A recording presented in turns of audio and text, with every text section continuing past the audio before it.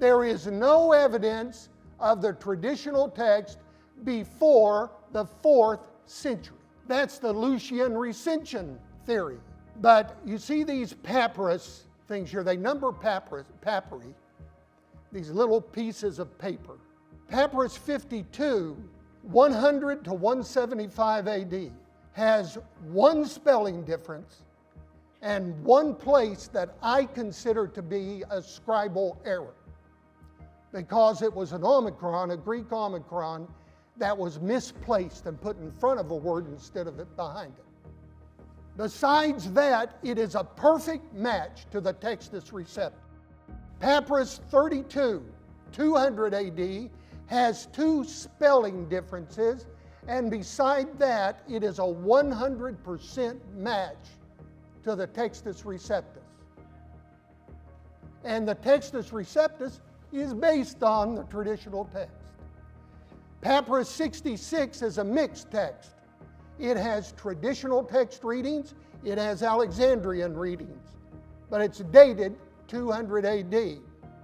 Papyrus 64 is three little pieces out of the book of Matthew, written on the front and the back. A well-known, recognized, accepted scholar, papyrologist named Carsten Thiede, dated that papyrus at between 30 and 70 AD.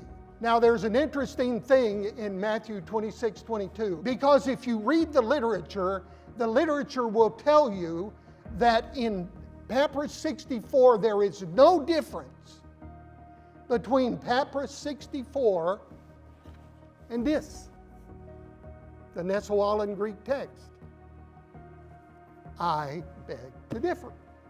On one of those pieces of paper that have to do with Matthew 26:22, there are three letters that are at the top of the scrap, and they're torn off about in the middle of the letter. And you can tell what the first two letters are.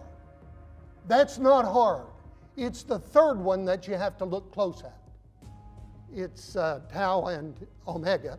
And the third one is either an N, a nu, or an M, a mu. Now the textual critics would like to say it's a mu. But if it is a mu, it couldn't possibly match this. If it's a nu, it couldn't possibly match this, because this doesn't have a nu in that spot. Between the O and the M in here, there are two words, and they're not in P64.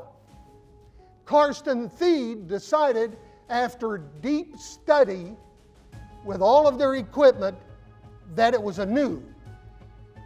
And when he makes it a nu, if he's right, it is a 100% agreement with the Textus Receptus.